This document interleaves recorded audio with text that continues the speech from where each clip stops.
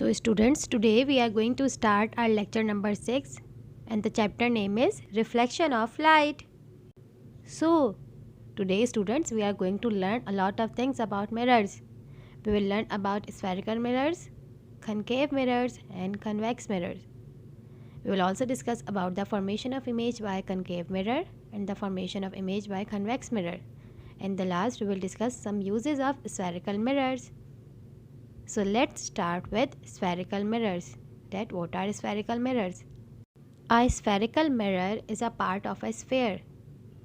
Means यानी कि जो ये स्फेरिकल मिरर होता है ये स्फेयर का एक पार्ट होता है. अब स्फेयर क्या चीज़ होती है? स्टूडेंट, जैसे आप अपनी स्क्रीन पर ये बॉल देख रहे हैं या कोई भी राउंड चीज़ जो 3D होती है वो स्फेयर होता है. तो जो स्फेरिकल मिरर्स होते हैं वो इस स्फेयर का ही एक पार्ट होता है.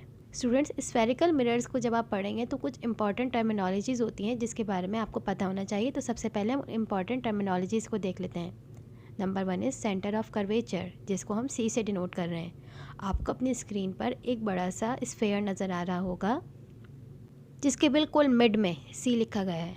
तो जो स्फेयर का सेंटर होता है, the centre of the sphere is known as centre of curvature. Sphere के जो एज होते हैं उन्हें कहा जाता है पोल, जिसे यहाँ डिनोट किया गया है कैपिटल P से. वो लाइन जो कि पोल्स को सेंटर ऑफ कर्वेचर से ज्वाइन करती है, जैसे कि आपको डॉटेड येलो लाइन नज़र आ रही है, इस डॉटेड लाइन को कहा जाता है प्रिंसिपल एक्सिस. और स्टूडेंट्स, सेंटर ऑफ कर्वेचर से लेके पोल तक का जो डिस्टेंस होता है, जिसे यहाँ पर्पल लाइन से शो किया गया है, उसे कहा जाता है रेडियस ऑफ कर्वेचर, और यहाँ उसको डिनोट किया गया है कैपिटल R से. स्टूडेंट्स, दो टर्मिनोलॉजीज़ ऐसी हैं जैसे कि प्रिंसिपल फोकस और फोकल लेंथ. ये हम आपको आगे बताएंगे. So let's move forward. तो स्टूडेंट्स, जैसा कि अभी आपने देखा कि स्फेरिकल मिरर वो मिरर होता है जो कि स्फेयर का पार्ट होता है. तो स्फेरिकल मिरर दो तरह के होते हैं, concave mirror and convex mirror. Students, आप सब लोगों ने मिरर तो देखा होगा. मिरर की एक साइड ऐसी होती है जो कि पॉलिश्ड होती है, जहाँ पर पॉलिश लगी होती है. तो जब उस पॉलिश के अपोजिट साइड पे देखते हैं तो वो सिल्वर कलर नज़र आता है, जिसमें आप अपनी इमेज देख सकते हैं. जबकि आप उस शीशे को अगर पलट कर देखें तो आपको वहाँ कोटिंग नज़र आती है, उसे कहा जाता है सिल्वर कोटिंग. तो स्टूडेंट्स, आइए हम सबसे पहले देखते हैं कनकेव मिरर को. जैसे कि आप इस वक्त अपनी स्क्रीन पर देख रहे हैं कि जो कनकेव मिरर होते हैं उनमें सिल्वर कोटिंग आउटसाइड पर की जाती है, जिसकी वजह से उनकी जो इनसाइड होती है वो शाइनी और रिफ्लेक्टिंग बन जाती है. मीन्स कनकेव मिरर में जो कर्व होता है वो इनवर्ड्स होता है. आइए अब हम देखते हैं कन्वेक्स मिरर को. कन्वेक्स मिरर के अंदर स्फेयर की इनसाइड पे सिल्वर कोटिंग की जाती है, जिसकी वजह से उस स्फेयर की आउटर साइड जो है वो शाइनी और रिफ्लेक्टेड हो जाती है. यानी कि कन्वेक्स मिरर में जो कर्व होता है वो आउटवर्ड्स होता है. तो स्टूडेंट्स, यहाँ पर भी आप लोग देख रहे हैं कि स्फेयर का जो सेंट्रल पॉइंट होता है उसे कहा जाता है सेंटर ऑफ कर्वेचर, यानी कि C. जो मिरर का यानी कि कनकेव या फिर कन्वेक्स मिरर का जो सेंटर पॉइंट होता है उसे कहा जाता है पोल. इस सेंटर ऑफ कर्वेचर से पोल तक का जो डिस्टेंस होता है उसे कहा जाता है रेडियस ऑफ कर्वेचर. तो ये F कहलाता है प्रिंसिपल फोकस. प्रिंसिपल फोकस उस पॉइंट को कहा जाता है जहाँ पर सारी रेज जो ऑब्जेक्ट से आ रही होती हैं वो इकट्ठी होती हैं. प्रिंसिपल फोकस से पोल तक का जो डिस्टेंस होता है उसे कहा जाता है फोकल लेंथ. तो let's move forward. So student, let's see the formation of image by concave mirror. तो स्टूडेंट्स, जैसा कि अभी हमने आपको बताया कि कनकेव मिरर में जो कर्व होता है वो इनवर्ड्स होता है, यानी कि अंदर की तरफ होता है. When an image is placed close to a concave mirror, an upright, magnified and virtual image is formed. यानी कि अगर कोई ऑब्जेक्ट कनकेव मिरर के करीब रखा गया है तो जो इमेज बनेगा वो अपराइट यानी कि सीधा होगा. मैग्नीफाइड का मतलब है लार्ज, और वर्चुअल का मतलब क्या है कि वो इमेज रियल नहीं होता. स्टूडेंट्स, वर्चुअल के बारे में अब आपको नेक्स्ट स्लाइड में बताएंगे. तो ये इमेज के एग्जांपल आप अपने लेफ़्ट हैंड साइड पर जो देख रहे हैं कि एक गर्ल ने अपना हाथ कनकेव मिरर के सामने किया है, तो उसका हाथ कितना बड़ा नज़र आ रहा है. तो इसका मतलब है ये मैग्नीफाइड इमेज है. उसका हाथ सीधा भी नज़र आ रहा है, यानी कि उसकी उंगलियां ऊपर ही हैं इमेज में भी, और जो पाम है वो डाउनवर्ड ही है। इसका मतलब है ये इमेज अपराइट भी है, मैग्नीफाइड यानी कि बड़ी भी है, और ये इमेज वर्चुअल है।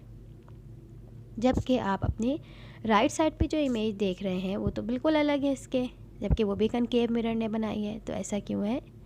जब हम कनकेव मिरर के सामने कोई ऑब्जेक्ट रखते हैं लेकिन वो ऑब्जेक्ट कनकेव मिरर से काफ़ी दूर हो, बहुत डिस्टेंस पे हो, तो जो इमेज बनता है वो उल्टा बनता है, यानी कि अपसाइड डाउन बनता है। जैसे आप यहाँ इस डायग्राम में देख रहे हैं कि इस पिक्चर में देख रहे हैं कि अंकल बिल्कुल इन्वर्टेड नज़र आ रहे हैं, अपसाइड डाउन नज़र आ रहे हैं। इससे जो इमेज बनता है वो स्मॉल भी होता है और रियल भी। तो इस तरह ऑब्जेक्ट की पोजीशन से कनकेव मिरर में डिफरेंट टाइप के इमेजेस बनते हैं। तो स्टूडेंट्स, अभी हमने आपको बताया कि कनकेव मिरर से जो इमेज बनता है अगर ऑब्जेक्ट डिस्टेंस पे हो तो वो इमेज होता है इन्वर्टेड, स्मॉल और रियल। और रियल इमेज का मतलब होता है कि वो स्क्रीन पर बन सकता है। तो आपको अपनी स्क्रीन पर इस वक्त एक ये पिक्चर नज़र आ रही है कि एक हैंड में उन्होंने कनकेव मिरर को पकड़ा हुआ है, बीच में कैंडल है, उसका फ्लेम ऑन है, और एक साइड पर आपको पेपर नज़र आ रहा है जो कि स्क्रीन है। अब मिरर में कैंडल का जो इमेज बन रहा है वो रिफ्लेक्ट होके स्क्रीन पर नज़र आ रहा है। क्योंकि ये इमेज स्क्रीन पर बन रहा है इसका मतलब ये रियल इमेज है।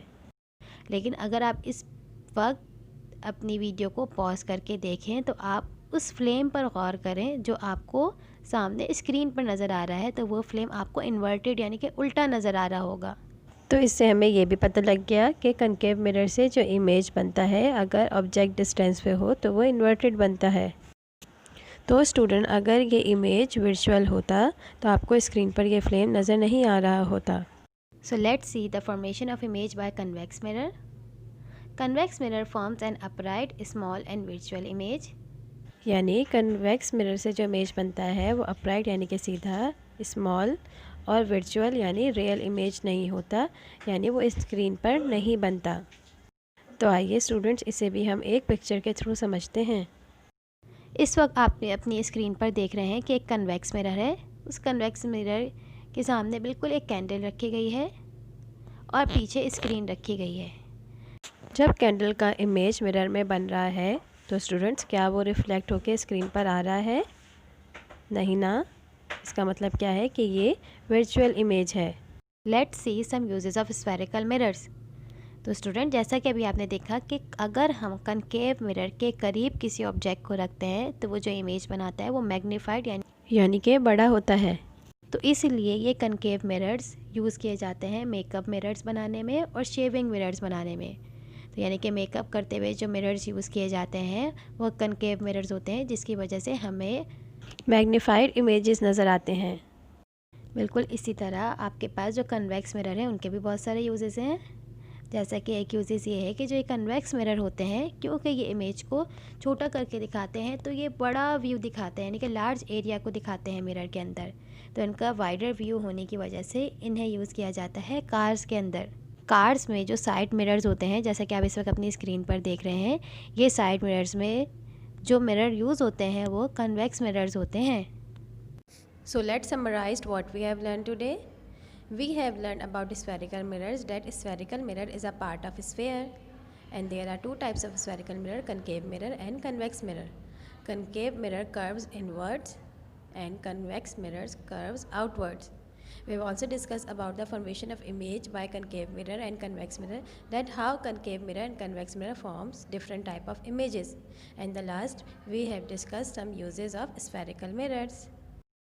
This is your homework, students. In question number 1, you have to describe the mirror which forms magnify image, which always gives a small upright image, and which type of mirror can give a real image on a screen.